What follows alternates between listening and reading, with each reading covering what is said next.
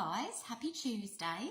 I have got the week off, so this video is pre-recorded, but just for fun I'm going to guess who's watching. So I'm going to say hi to Georgia, Jackie, Taylor, Debbie aka my mum, Marie and Georgina.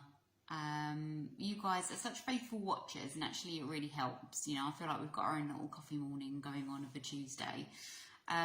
So today's video, my A to Z of positive well-being, here goes. A is for affirmations. I've spoken about these before. At its simplest, it's just saying something nice about yourself to yourself. But an example might be, I am strong, I am brave, I am worthy of love and affection, I can succeed. It can be anything. You can write it down or you can say it out loud, but the point is that you say it and repeat it. It may feel a bit cringe at first, guys, but there is science and research behind this. When you practice daily affirmations, it actually opens up new neural pathways in your brain, and it's that's going to help us to challenge the automatic negative thoughts that we all get. B is for breathing. I know we all do it every day and we don't think about it when we do it, but I'm asking you to think about it.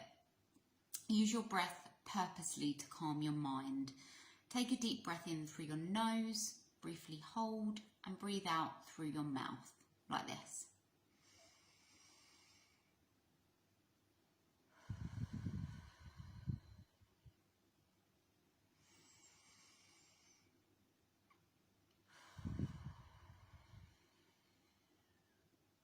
Now, when you're feeling anxious, deep breaths.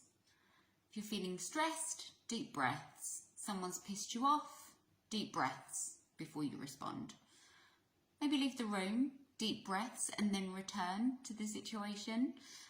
But when you take deep breaths, it increases the supply of oxygen to your brain and it stimulates the parasympathetic nervous system. I will struggle to say that.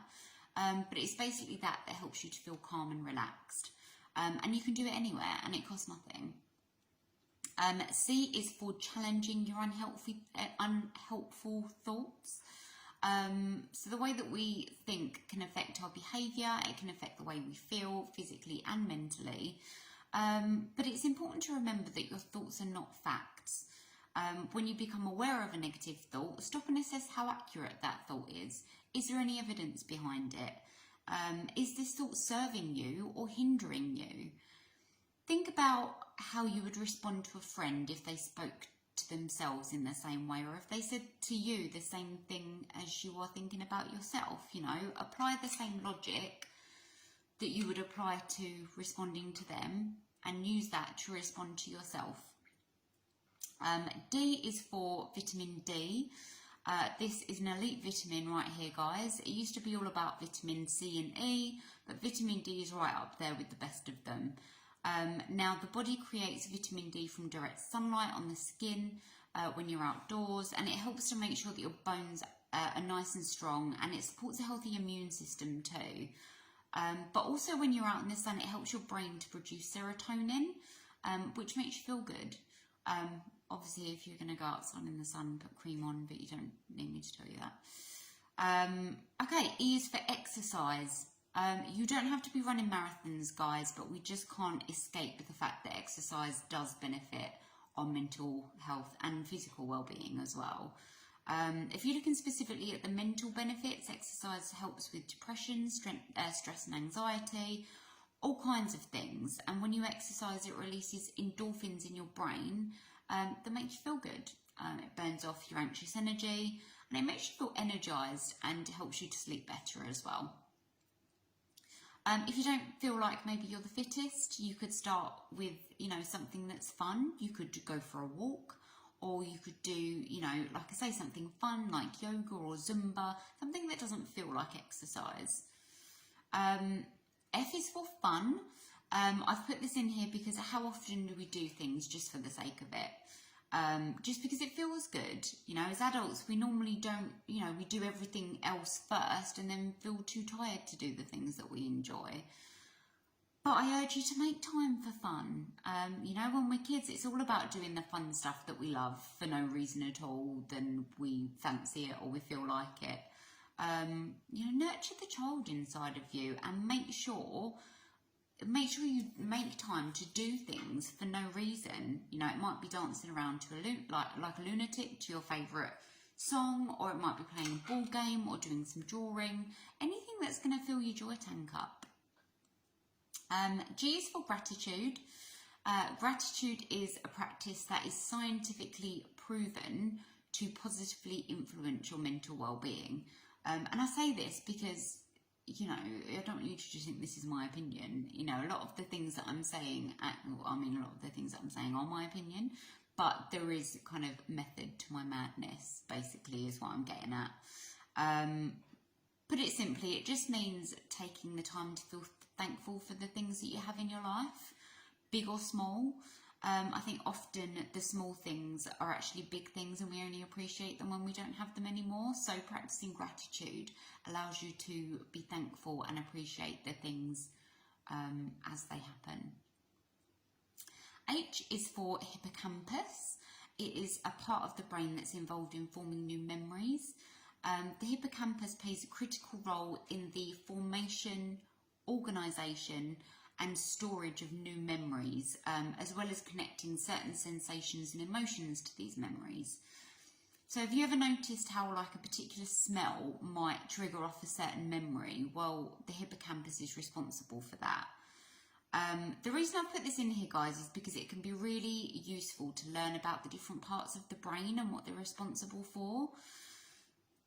Because so much of what we feel is perfectly natural and it's controlled by different parts of the brain, and there can be a real comfort in knowing that, I found, anyway. I is for Instagram. I'm saying Instagram, but really I mean all social media. Social media can be great for learning new things and it can be great for connecting with people, but it can also be really bad for our confidence and our self-esteem, because often we judge our own worth relative to what we see of other people's lives.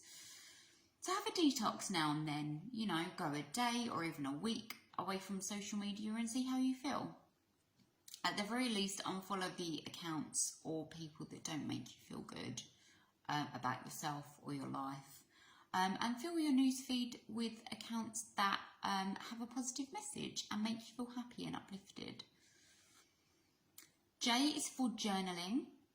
Journaling can help to clear your head. It's a way to express yourself that gives you a space to get your thoughts out and make sense of them. The act of writing accesses the left-hand side of your brain, which is the logical and rational part of your brain. So that's really helpful when you start experiencing anxiety or low mood, because it helps you to make sense of how you're feeling. While the left-hand side of your brain is occupied with the writing, the right-hand side of your brain is free to be creative. Journaling can help you to get to know yourself better, because when you regularly write down your thoughts, feelings and experiences, you'll start to recognise patterns in the way that you feel and behave, and you'll start to learn what makes you happy as well, what your challenges are, and how best to overcome them as well. So yeah, J is for journaling, give it a go. K is for kindness, being kind to yourself, being kind to others, just general kindness here, guys. The world needs more of it, in my opinion. It costs nothing and it really could make someone's day. It only has to take a minute. You could let someone go in front of you in a queue. Just smiling at someone is an act of kindness in itself. You could pick up the phone and call a friend who you know is struggling. You could make your partner or a family member a cup of tea in the morning. I'm sure they'd appreciate that. Being kind and showing kindness has all kinds of positive effects on our mental health. It can reduce stress, it can improve feelings of well-being, it can strengthen relationships, and it can reduce feelings of loneliness and isolation as well as making you feel happier and more optimistic. And when you do something kind for someone else, they might then be inspired to do something kind for someone else as well. So you kind of create this lovely chain of kindness, and you know, that can never be a bad thing. L is for lists. This really helps me to get thoughts out of my head. When my to-dos are on paper, I can actually focus on doing them rather than just spinning around in my mind thinking of all the things that I've got to do and not really knowing where to start. Putting them on a list helps me to make a start. And even on the days actually where things feel really difficult, maybe it's about writing a list of things that you have done. You know, that can be just as beneficial as well, because often we do a lot more than we think we do. And sometimes you need to kind of recognise that and be proud of it. M is for make a start. I was going to put M is for motivation, but I changed it, and M is now for make a start. Those goals that you have, those things that you want to get done, make a start. I promise you'll feel better. The motivation will come. The motivation comes when you make a start, because what happens is you start and you notice how you feel. If you feel good, you want more of that good feeling, so you then do more. If the goal feels too big, chop it down into smaller chunks. Do something little towards the bigger goal. And like I say, notice how you feel, because the chances are you'll feel good, and that good feeling is what will motivate you to do more of the thing that you're doing. And the more of the thing that you're doing that you do, the closer you'll be to your goal. No is N. N is for no, as in say no.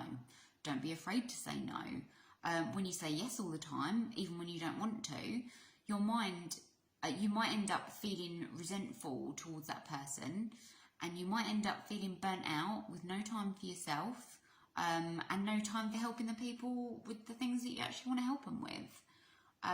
When you establish boundaries, you have more time for yourself, and other people will clearly know what they can expect from you. So try it out. Say no. O is for organisation.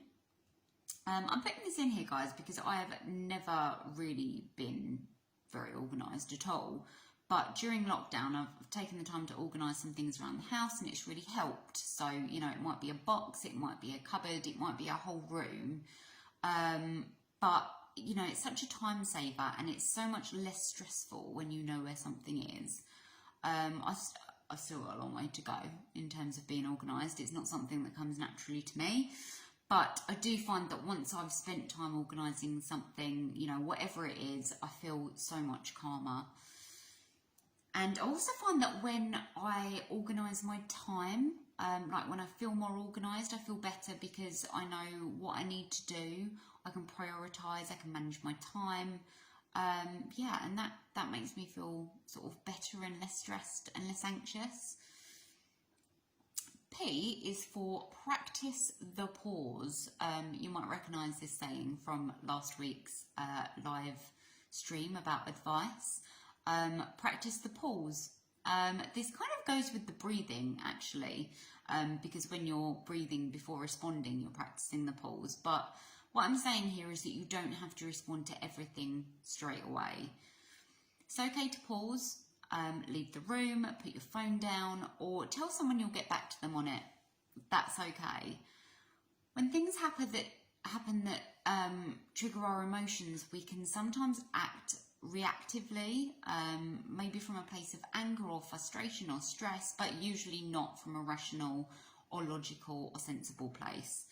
And sometimes that can cause a situation to escalate.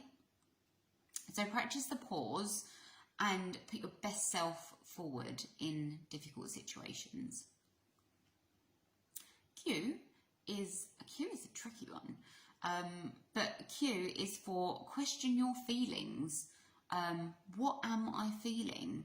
There's a phrase that I love, and it says, if you can name it, you can tame it.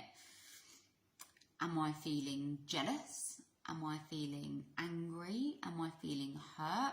If you can't name it, where do you feel it in your body? Is it your chest? Is it your head? Is it your stomach? what colour would it be? What would that, what shape would it be? What would it say if it had a voice? That may sound a bit wacky, actually, but naming what you feel is the first step to finding out where it came from and deciding what to do about it. R is for relaxation. There is a thing called toxic productivity, guys. As much as it's good to get things done, there can be too much of productivity. And sometimes, when you do too much, you can find it difficult to relax. So, it's important to find some time to relax, to do something you enjoy, or to do just nothing at all if that's what feels good. I like to think that we all have like a tank inside of us, and when it gets too full of stress or worry, that's when things can feel too much. But when you relax or do something that you enjoy, you are adding room on the top of that tank. So, maybe those stressful things are still there, but they don't take up as much space. S is for self-care. I talk about this a lot. We all talk about this a lot. That's how important it is. Self-care is any activity that we do deliberately to take care of our mental, emotional and physical health. Self-care is an important reminder to yourself and others that your needs are valid and important too. T is for therapy. There is no shame in seeking professional help, guys. Sometimes we might just need that little bit extra to help sort through our heads and make sure our lives are the best that they can be. If that's you, you can refer yourself for counselling via Therapy for You online, or speak to your GP. It's a lifeline for lots of people. U is for utilising your support network. I know sometimes we won't feel like we want to bother other people, or we might feel like we're a burden, but I bet if I asked any one of your friends or family, they would say that that's not the case. They wouldn't see it that way. So if you're struggling, reach out to the people that you trust. Have a rant, ask for help, get it all off your chest. You would be there for them if it was the opposite way round, right? V is for values. What is important to you? Make a list. What is important to me? We don't always think about this stuff as often as we should, but have a think, write a list. What do you believe in? What's important to you? What needs to be present in your life for you to feel happy and fulfilled? And once you've written that list, once you've identified those things, rank them. Actually, how important are they? 0 to 10. How important are these things in order for me to have a happy and fulfilled life? And then write a list, 0 to 10, of how much of these things are in your life. See what see what things are out of balance. And make some changes. What changes could you put in place? What things could you do to make sure there are more of these valuable, important things in your life that are going to make you happy? W is for water. Just had a thought. I really hope I've got this alphabet in the right order. Does anyone else have to go through the alphabet when they're thinking of letters and what order they come in? So yeah, apologies if I've missed a letter out, or if this is in any sort of order that is not the right order. But W is for water. Thirst can disguise itself as many things. Often if I'm feeling a bit grumpy, it's because I'm actually thirsty. Drinking a nice cold glass of water in the morning can help to wake you up, and drinking a nice cold glass of water can be a really good, simple grounding technique for when you're feeling anxious. And I mean, there's all sorts of health benefits for keeping hydrated. Sometimes when we're hungry, we can actually be thirsty. And yeah, it's just really good for flushing your body of toxins and that sort of thing. The next one is X. And I'm not even going to bother trying to think of something beginning with X because it was just too difficult. I can't really incorporate X-ray or xylophone into a positive well-being sentence unless playing the xylophone or, you know, brings you joy, or you've got a particular enthusiasm for sea life, in which case those things will be perfectly placed in your A to Z of positive well-being. Y is for YouTube. Now, I use this a lot for listening to content that makes me feel good, whether it's a specific thing that I want to learn about or a motivational, inspirational speech. Will Smith, Oprah Winfrey, and Denzel Washington are all amazing for inspirational speeches, guys. Sometimes use it for self-help, or makeup tutorials, or, you know, you can use it for anything, but the point is that I actively choose the content because I have to type it into the search bar, and it's just something a bit more productive to do with my time than watching a repeat of something on the telly or scrolling through Facebook. You know, and it's, you know, it's doing something constructive with your time, I think. And I am particularly obsessed at the moment with organisation tutorials on YouTube. They are, yeah, really filling me with joy. Okay, Z is for sleep, as in like multiple Zs.